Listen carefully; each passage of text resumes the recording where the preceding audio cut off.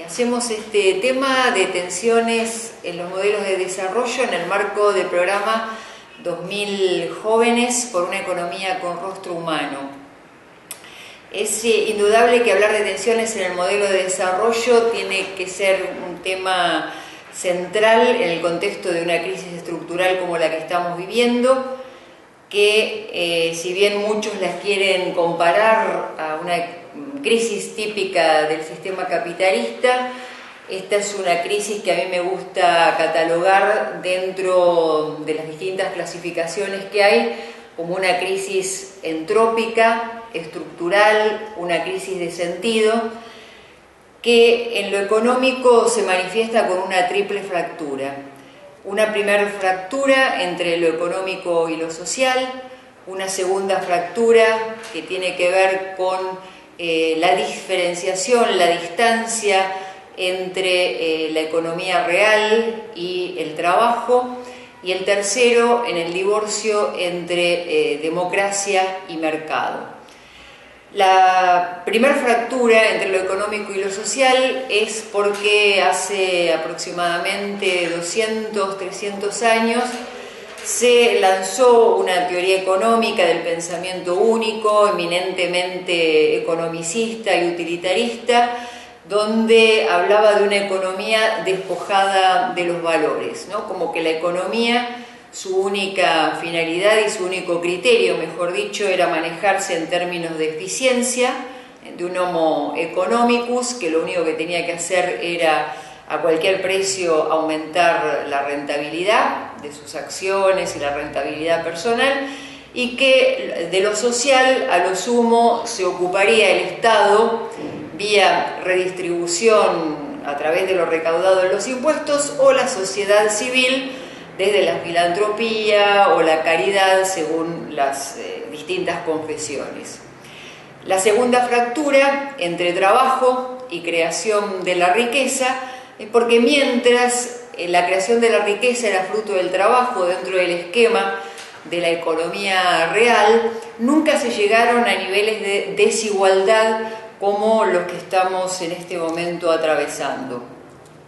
Cuando a partir de los años 90, o yendo un poquito más atrás en el 76, cuando inicia el proceso de globalización, muy diferente al previo de internacionalización, el dinero deja de tener su función de herramienta, de instrumento de cambio, y empieza a ser una creación del dinero por el dinero mismo. Y entramos ahí en el terreno de la economía especulativa.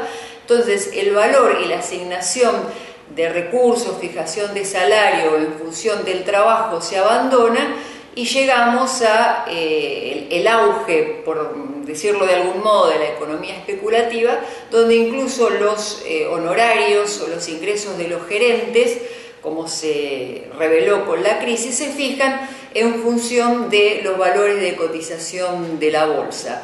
De ahí que también se falseaban los balances para que los gerentes pudieran tener mayor valor accionario y en función de ese valor accionario fijar sus honorarios.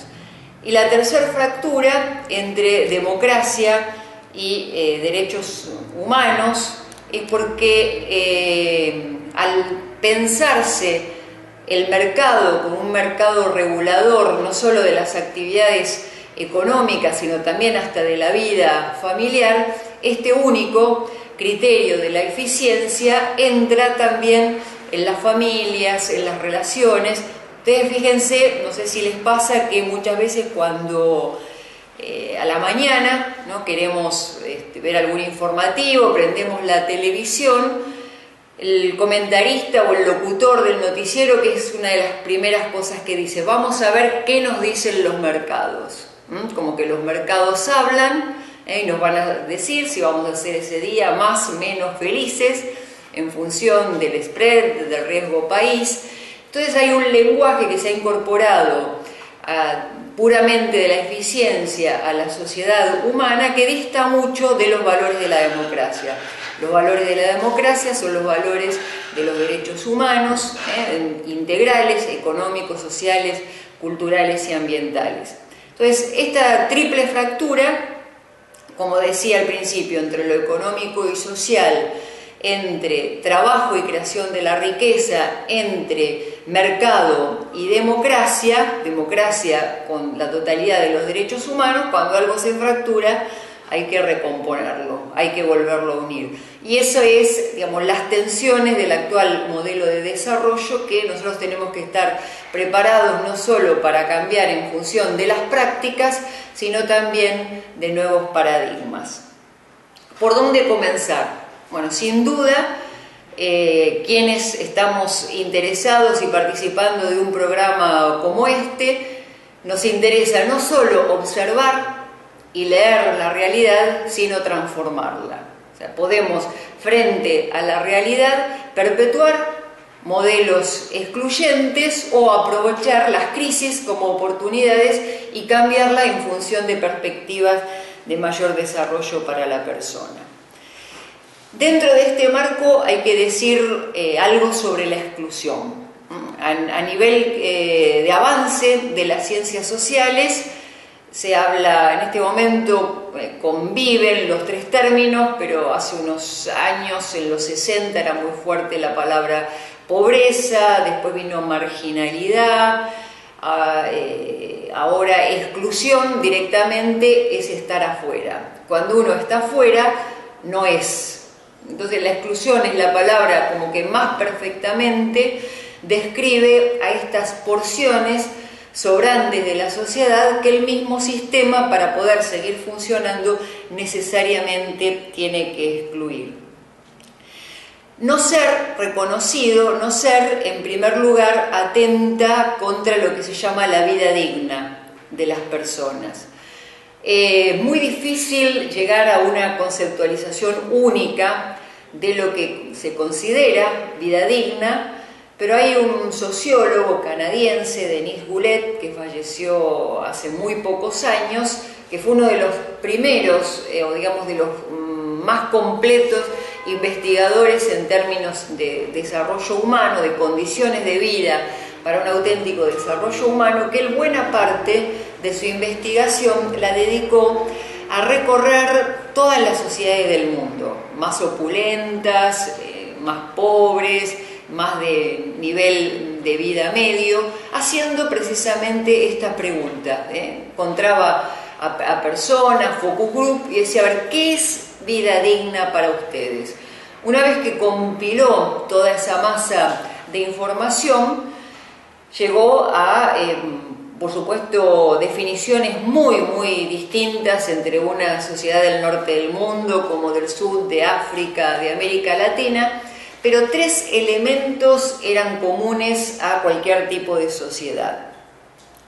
Se considera de estos tres elementos como común denominador para cuando una vida es considerada digna, cuando se tiene el sustento de la vida, la estima de sí mismo, la estima recíproca y la libertad. Estos tres elementos hoy forman parte fundamental de cualquier estrategia de desarrollo. ¿Cuáles son los factores que convergen para considerar una situación de exclusión?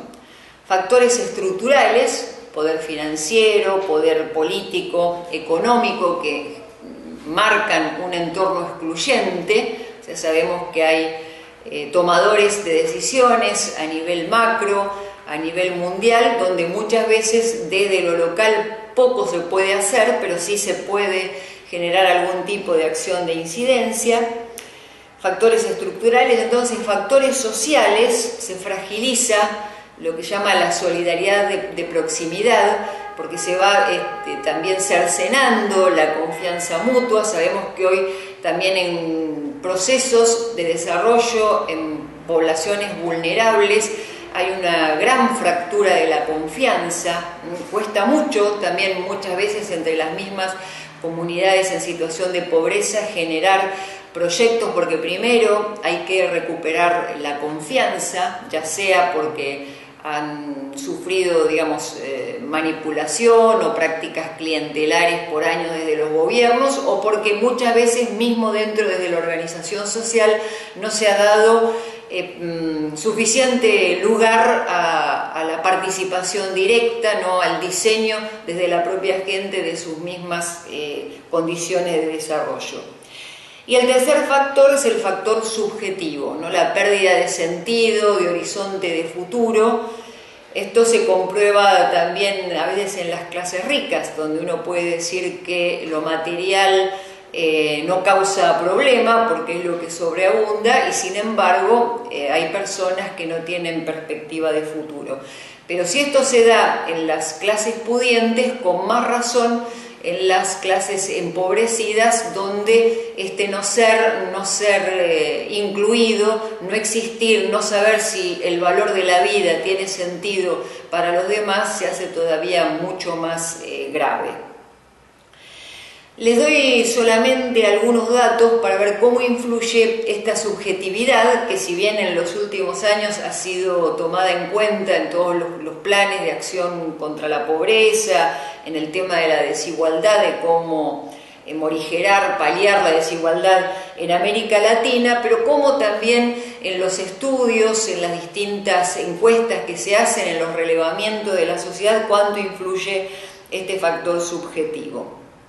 La Universidad Católica Argentina viene desde hace muchos años llevando adelante un programa que se llama el Observatorio de la Deuda Social Argentina, llamando la deuda social porque es la deuda más crucial que tiene nuestro país, en contraposición, como en los 90 se hablaba de la deuda externa sigue siendo importante, pero ya se ha dado pasos en función del pago y de poder evitar también la intervención del Fondo Monetario en nuestro país, pero todavía la deuda social es una asignatura pendiente porque hay como un 30% de un núcleo duro estructural que en nuestro país va cambiando ese 30%, pero en general son los que tienen imposibilidad de acceder a condiciones de hábitat, vida digna, agua potable, educación plena, etc. Bueno, algunos de los datos de este observatorio de la deuda social dice, por ejemplo, estos son datos del año pasado, ¿no? Por ejemplo, disponibilidad de ingresos para el consumo y el ahorro según el estrato social. Lo interesante de este trabajo de la deuda social es que no solo toma promedios para ejemplificar lo que quiere demostrar, sino cómo influye dentro de la franja que eligen para hacer las encuestas, cómo influye esto dentro del 25% inferior, o sea, dentro de esta masa encuestada, los que son todavía más pobres. Fíjense, tengan en cuenta que la deuda social no toma clase media y clase media baja, o personas ya en situación de indigencia o pobreza, digamos, no hace ningún tipo de encuesta sobre poblaciones ricas. En general escapan a todas las encuestas. En esto que les decía de datos como disponibilidad de ingresos para el consumo y el ahorro, a los que no les alcanza, no les alcanza y no pueden ahorrar, el 25% inferior, más pobre, los afecta en un 97%. O sea, dentro de esta estadística, los más pobres no les alcanza directamente, porque 97% es casi un 100%, y no puede ahorrar en un 97%. En cambio, en la franja correspondiente al 25% superior, esto afecta en el 58%. Ven como dentro de un promedio, los más pobres son siempre los que más sufren. Esto en términos pecuniarios, monetarios, como es el ingreso y la capacidad de ahorro. Pero fíjense cuando hacen la encuesta sobre el malestar psicológico, o sea, malestar psicológico como déficit de proyectos. O sea, se les pregunta a las personas, ustedes tienen proyectos a futuro, qué van a hacer de su vida, cómo se sueñan dentro de unos años. El 25% inferior en un 60% no tiene horizonte de futuro, no tiene proyecto, no tiene, mientras que el 25% superior, solo el 17%. Ven que acá, en este caso, casi se triplica la condición, digamos, de exclusión, de vulnerabilidad, tanto en el aspecto material como en el aspecto psicológico o subjetivo. Estos datos son muy importantes porque van a dar pie también a los elementos que voy a señalar como necesarios para una redefinición de un nuevo modelo de desarrollo. El debate sobre el desarrollo viene casi desde la época de la Segunda Guerra Mundial y se visibiliza en un estancamiento y polarización de sociedades que tiene que ver con estructuras sociales dentro de cada país o entre países, con ideologías que lo justifican. Ya les nombré el tema del pensamiento único, economicista, del homo economicus, pero a la vez también de lo que reveló la crisis, de un egoísmo, una codicia también desenfrenada, disfrazada de ideología para justificar esa polarización de estructuras. Que en definitiva, la explicación más sencilla de esto es un sector que no está dispuesto a sacrificar nada en función de beneficiar a los que poco tienen o nada tienen. En los años 50, 60, o sea, inmediatamente después de la guerra, desarrollo era fundamentalmente la inversión en capital físico y en infraestructura. No había todo un norte del mundo que recomponer después de una guerra mundial, y en función de eso empezar a generar capital físico y articular capital humano que pudiera empezar a movilizar una reactivación. Una vez hecho esto, en los 70 empieza a entrar la concepción por lo menos de salud y educación. En los 80 ya el programa de Naciones Unidas para el Desarrollo, conjuntamente con la aparición del premio Nobel Amartya Sen, empiezan a generar ya toda una serie de recomendaciones políticas en un avance que el desarrollo era mucho más que crecimiento económico y mucho más que solamente inversión en capital físico y en infraestructura. En los 90 conviven este avance en la noción de desarrollo, pero ¿qué pone freno? El consenso de Washington. Políticas que en algunos ítems funcionaron muy bien en el norte del mundo, pero que mandaron como una serie de medidas al resto del mundo independientemente del contexto en el que se aplicaron. O sea, liberalización de los mercados de capitales, libre comercio para algunos, o sea, sin ningún tipo de regulación y sin ningún tipo de participación de los países afectados, digamos, generó toda una ola de neoliberalismo, pensamiento único, que destruyó perfiles productivos, como también en América Latina, África y en nuestro país, y que si bien por un lado en la parte conceptual avanzaba el concepto de un desarrollo humano e integral, en la práctica estas medidas del consenso de Washington pusieron un freno y agudizaron la situación de pobreza y desigualdad para América Latina. ¿Qué es entonces lo innovador que pone Amartya Sen y al cual también hemos querido honrar y homenajear dándole la tutela de nuestro programa Amartya Sen? Sen habla de una tríada fundamental para considerar el desarrollo humano. Habla que la persona y su vida en comunidad está basada en funcionamientos, que tiene que ver con eso del estar nutridos, sanos, pero no separado de la posibilidad de estar insertos en una comunidad, Capacidades, que es la combinación de estos distintos funcionamientos, y las libertades. Ver que esto se vincula con lo que Denis Goulet había hecho como resultado, obtenido como resultado de su encuesta sobre lo que significa vida digna, ¿no? La coincidencia en las libertades de cada persona y de toda persona de elegir su futuro y su manera de estar inserto en el mundo. Entonces, funcionamientos, capacidades y libertades.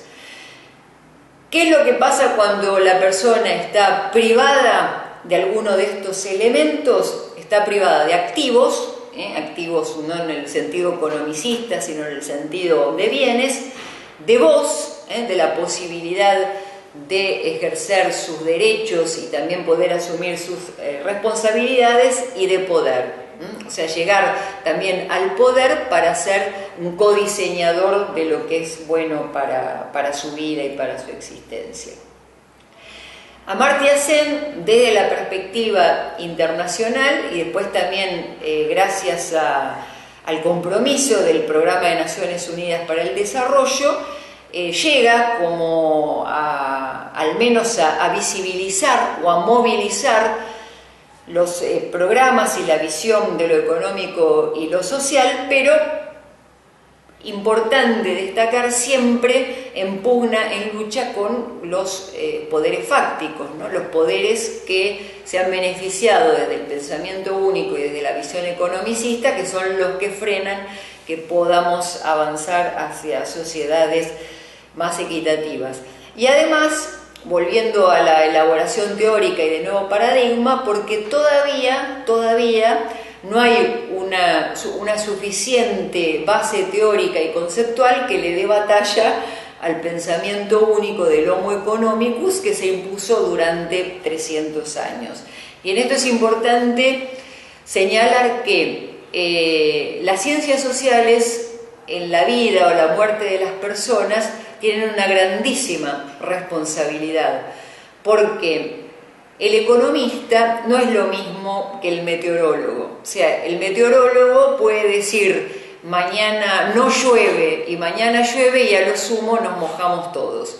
Pero si el economista y escuelas de pensamiento económico durante 200, 300 años hablan de que la persona humana es un ser racional, ávido de interés, egoísta, que busca solamente el beneficio personal, durante 200, 300 años modifica también el mapa cognitivo de una sociedad, cambiando las pautas de consumo, de producción. Entonces, bueno, la batalla que tenemos que dar para generar un nuevo paradigma que se base en la realidad de la persona humana, que no es el egoísta que piensa en sí mismo, sino es la misma persona que se mueve en el ámbito de la familia, de la amistad, del trabajo social, del compromiso con la comunidad, es la misma persona, cargada de reciprocidad, de solidaridad, que es también empresario, economista, funcionario público,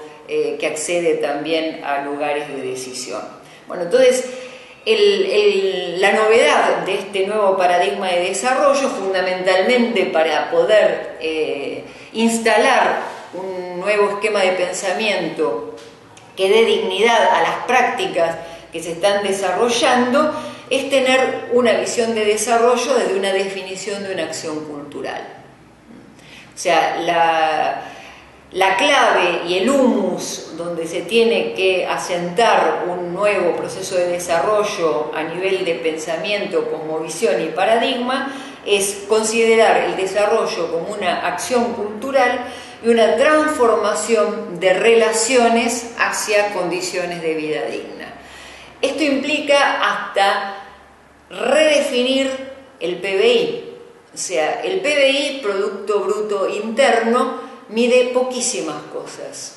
O sea, mide la cantidad de bienes y servicios que se producen en un país, es muy importante para la toma de decisiones económicas y financieras, pero no mide. Miren todo lo que no mide el PBI. No mide empleabilidad, no mide seguridad, no mide vida familiar, no mide ecosistemas, no mide salud, educación, nutrición y vida en comunidad. Y díganme algunos de ustedes si estos no son bienes. Creo que cada uno de nosotros daría bastante por cada uno, ¿no es cierto?, de estos valores que son, no diría más importantes, pero tan importantes como las condiciones materiales que mide el PBI. O sea, desde la redefinición hasta el mismo PBI a la hora de decidir políticas mundiales implica nuestro compromiso en la elaboración de un nuevo paradigma. Acción cultural, transformación de relaciones y criterio de sostenibilidad.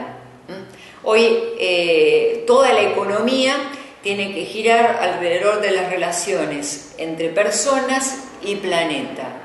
Un déficit, y eso lo pueden encontrar en cualquier libro de historia del pensamiento económico, es que ninguna de las teorías hasta ahora elaboradas pone en relación la concepción teórica con el cuidado del medio ambiente. Esto que está de una manera muy vigente, muy actual, y no solo en el discurso, sino también en las prácticas sociales y políticas, todavía no tiene suficientemente desarrollado el cuerpo teórico que hoy no pueda concebir la economía si no es en vinculación con el principio de sostenibilidad, actuales y también en lo que vamos a dejar en herencia para las generaciones futuras. ¿Cómo podemos llevar adelante nuestro trabajo y nuestra tarea en esta nueva visión de desarrollo?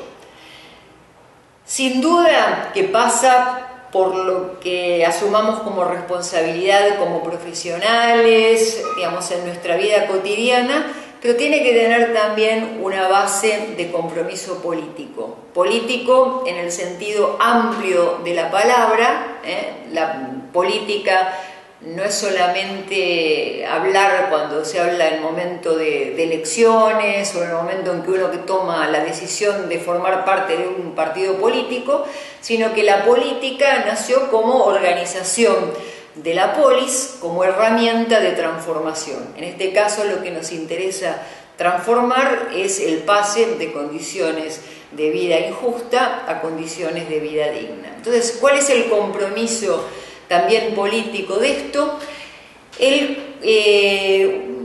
construir y transmitir y comprometernos en una nueva noción de ciudadanía. Una nueva noción de ciudadanía democrática que implica una concepción distinta de lo que entendemos también como sociedad civil.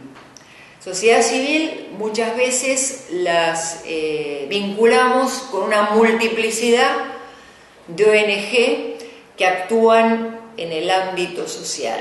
Eso es una parte del libre asociacionismo que tenemos cada uno de nosotros como ciudadanos, por los cuales nos comprometemos también según determinado expertise, según lo que nos interesa, en acciones que tienen que ver con la ayuda social, la construcción de viviendas, etcétera, multiplicidad de acciones que desarrollan las ONG. Pero cuando hablo de una nueva noción de ciudadanía, tiene fundamentalmente un valor que la distingue, y que es el amor por el bien público. O sea, incluso dentro de las ONG podemos estar defendiendo intereses privados. El amor por el bien público, hubo un economista muy importante contemporáneo, Adam Smith, pero como no era de la escuela sajona, se ve que no tenía tantos fondos como para imponerse en el mundo.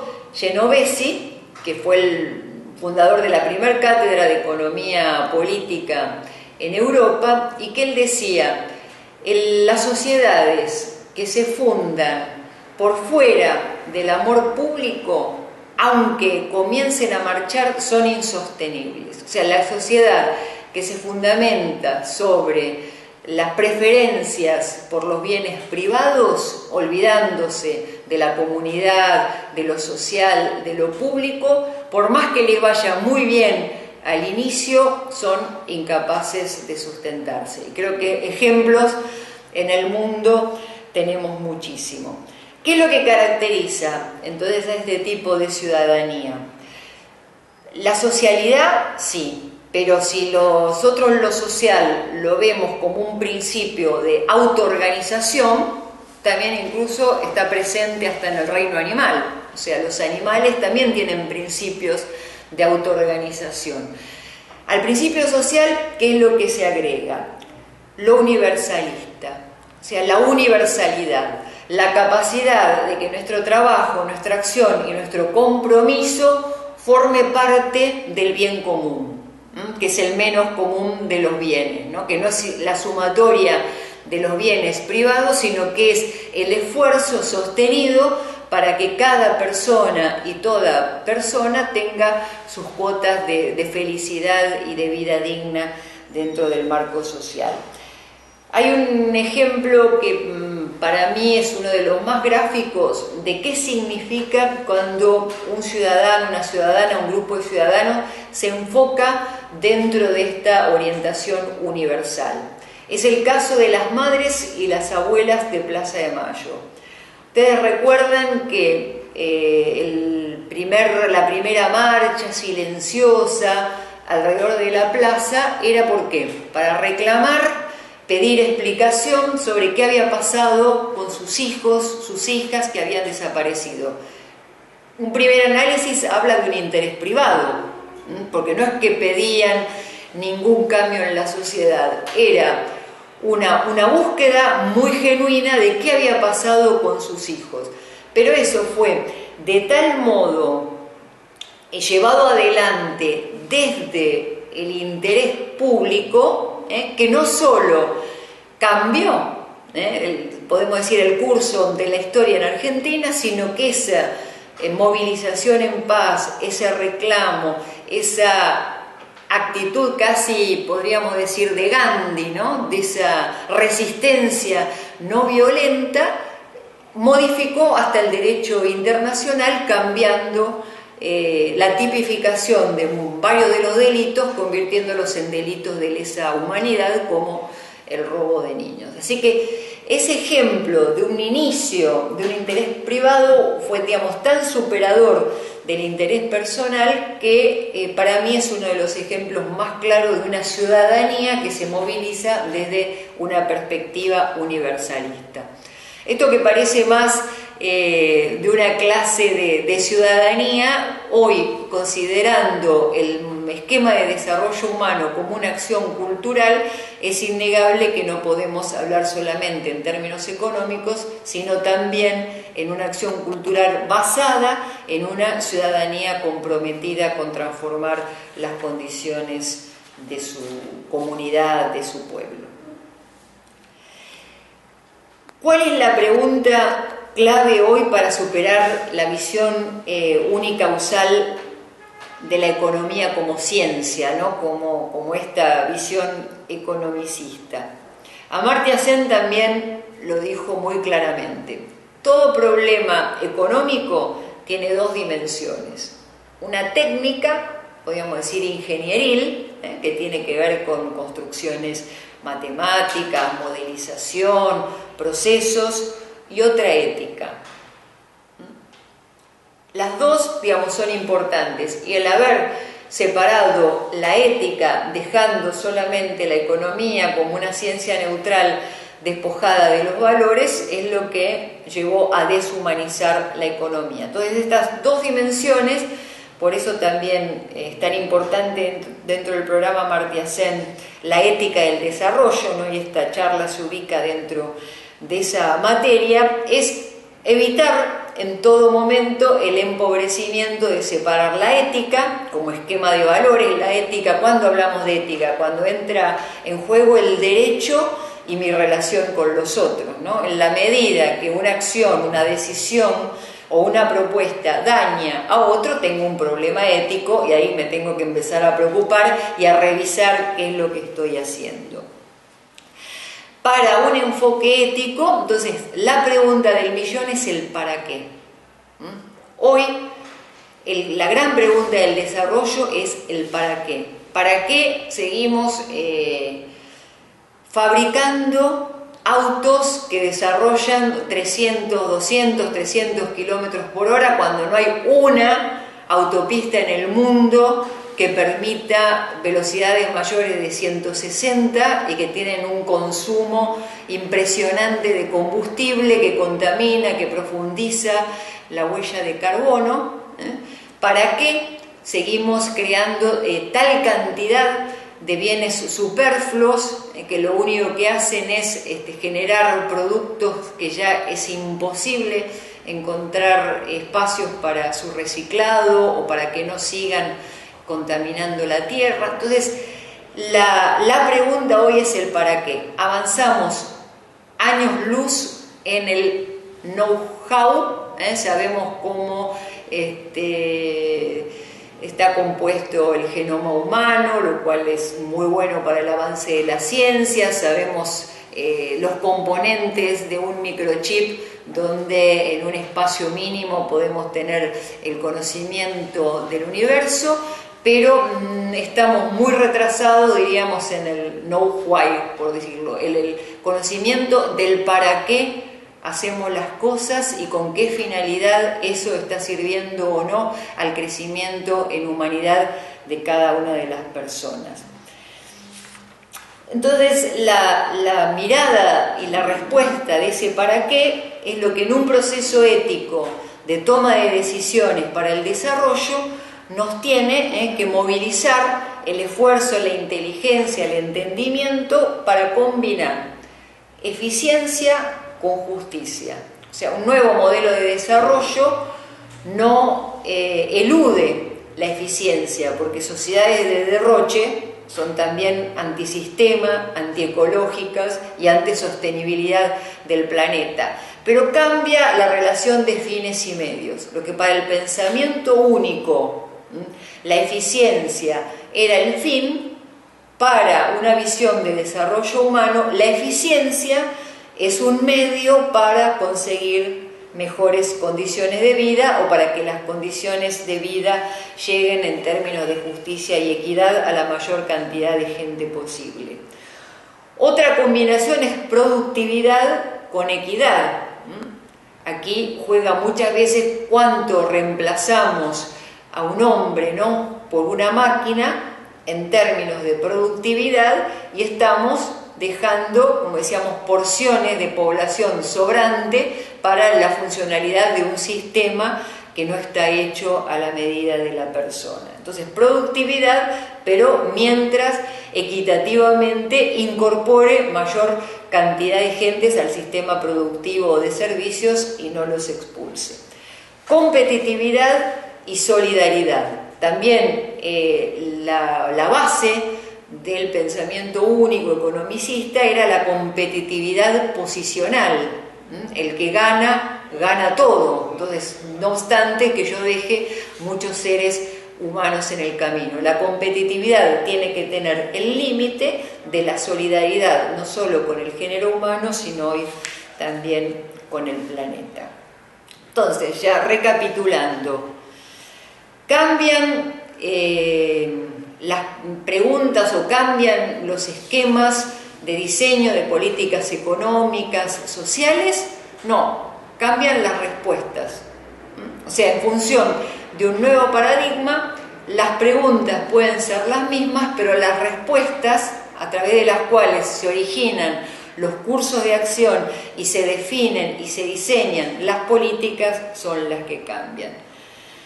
Tenemos que seguir atendiendo a la macroeconomía y al empleo, pero combinando también el para qué, buscando la cohesión social y la territorialidad, y en función de eso ver qué tipo de heterogeneidad productiva es la que más va a ir en función de las condiciones de desarrollo, y el objetivo de todo este tipo de decisiones tiene que ser, sin duda, y ahí sí, como fin, acabar con la pobreza y la desigualdad.